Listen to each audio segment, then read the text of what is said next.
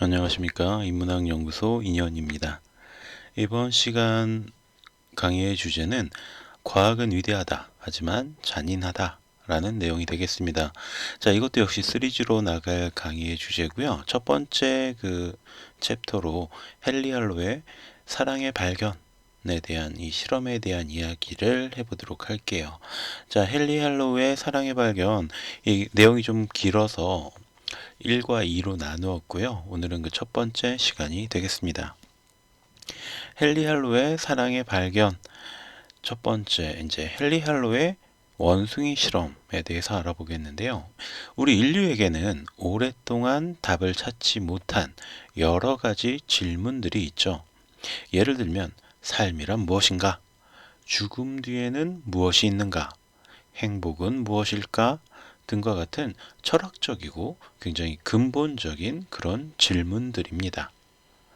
자, 사랑이란 무엇인가? 이 질문 역시 오랜 세월 동안 많은 사람들이 답을 구하기 위해서 노력했던 질문이라고 할 수 있죠. 그리고 헨리 할로우 역시 이러한 질문에 답을 구하려고 노력했던 학자 중에 한 명입니다. 1950년대 이전까지만 해도 심리학자들은 인간이 다른 누군가에게 애착을 갖는 것은 영양학적 욕구에 대한 공급의 보상 때문이라고 설명을 했어요. 그러니까 쉽게 말해서 아이들이 엄마에게 애착을 갖는 이유는 엄마가 젖을 갖고 있기 때문이라는 거죠. 그러니까 내가 젖을 먹기 위해서는 엄마를 사랑해야 돼. 이렇게 받아들여진다는 거예요. 스키너는 우는 아이를 달래기 위해서 사탕을 주는 보상 행위를 하면 아이는 사탕을 받기 위해서 더 울게 될 것이다. 그러므로 아이는 냉정하게 키워야 한다. 라고 주장을 했어요. 프로이트 역시 아이에 대한 부모의 사랑이란 유치한 자기애의 일종일 뿐이다 라고 하면서 부모의 애정 표현은 자식을 망치는 것이다 라고 주장했던 거죠. 자, 그런데 헨리 할로우는 시험을 통해서 이런 사람들의 주장을 반박하게 됩니다. 자, 이게 헨리 할로우고요. 이 새끼 원숭이가 지금 원숭이 모형의 품에 안겨 있죠. 헝겊으로 만들어진 원숭이 인형의 품에 안겨 있어요. 이게 굉장히 이 시험을 단면적으로 드러내주는 사진입니다. 자, 헨리 할로우는요, 먼저 갓 태어난 원숭이 새끼를 어미에게서 떼어놓습니다. 눈앞에서 새끼를 빼앗긴 어미 원숭이는 벽에 머리를 찌으면서 울부짖었고 한순간에 외톨이가 된 새끼 역시 몇 날 며칠을 슬퍼하게 되죠. 그런데 헨리 할로우에게 이런 상황은 별로 중요한 게 아니었어요. 그는 혼자가 된 새끼의 방에 2개의 원숭이 모형, 그러니까 인형을 슬그머니 밀어 넣습니다. 하나는 철사를 얼기설기 엮어서 만들었지만 우유병이 달려있는 모형이었고요. 다른 하나는 부드러운 헝겊에 솜을 채워 넣었지만 우유병은 없는 모형이었어요. 자, 그러면 이렇게 이 2가지의 인형이 있어요. 모형이 있어요. 그렇다면 우리 앞에서 살펴봤던 이론에 따르면 이 새끼 원숭이는 어디로 가야 돼요? 우유병이 있는 철사 모형에 가야 되겠죠. 자, 새끼 원숭이는 보상을 위해 철사 모형에 매달리는 게 맞아요. 그런데 슬픈 울음 속에 며칠을 보낸 새끼 원숭이는요, 자신의 처지를 깨달은 듯 천천히 몸을 일으켜 움직이기 시작하는데요. 그리고 어디로? 헝겊 모형에 안겨서 울다가 잠이 듭니다. 그 뒤로도 새끼 원숭이는 헝겊 모형에게 안겨서 칭얼거리며 떨어지지를 않았다고 해요.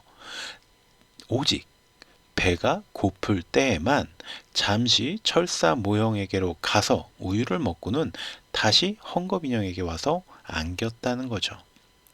결국 애착 혹은 사랑이라는 감정은 단순한 영양적 보상보다는 촉감에서 오는 포근함이 더 큰 영향을 미친다라는 결과를 이 실험을 통해서 할로우는 입증을 해낸 겁니다.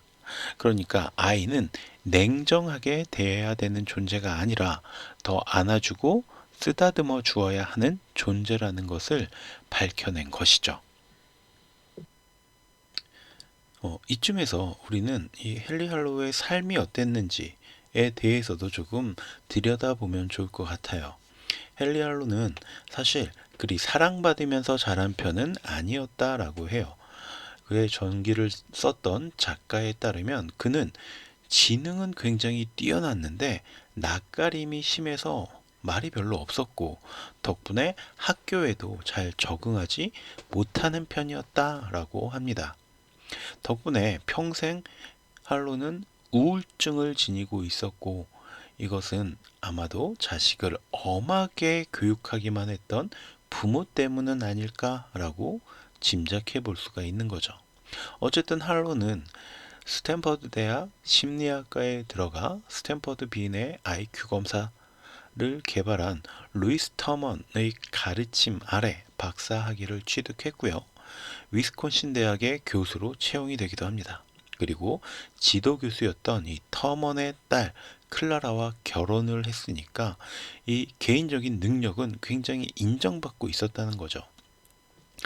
지도 교수가 자신의 딸을 사윗감으로 허락했을 정도로 어쨌든 굉장히 교수로서의 능력, 학자로서의 능력은 있었다는 겁니다. 그런데 사실 터먼은 자신의 영재아 선발에 헨리 헬로가 부족하다고 탈락시켰던 적이 있었다고 해요. 그리고 반대로 클라라는 영재아 선발에 합격했을 정도로 똑똑하고 유능한 편이었다고 합니다.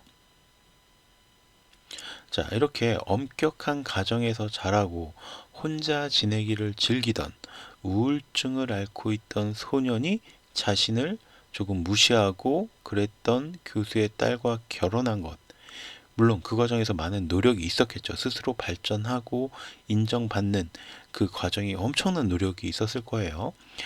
자, 이런 것들이 얼핏 인생 역전의 스토리 같고 뭔가 해피엔딩 같은 느낌을 주지만 현실은 그것과는 조금 달랐다고 합니다. 클라라는 공부를 포기하면서까지 가사에 매달렸지만 점점 연구에 빠져서 주말에도 실험실로 출근하고 항상 집에 늦게 들어오는 할로에게 불만이 쌓이게 되었고요. 결국 건설 현장 인부와 사랑에 빠져 짐을 싸서 나가버리고 말았다고 해요.